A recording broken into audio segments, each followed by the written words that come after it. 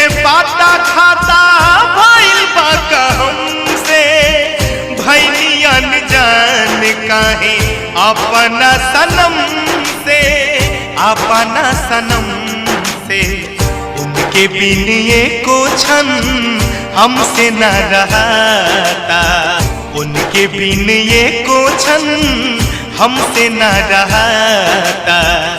कवने कलम से भाग लिखल विधाता टूटल बा दिल अब तो दर्द न सहाता कवने कलम से भाग लिखल विधाता।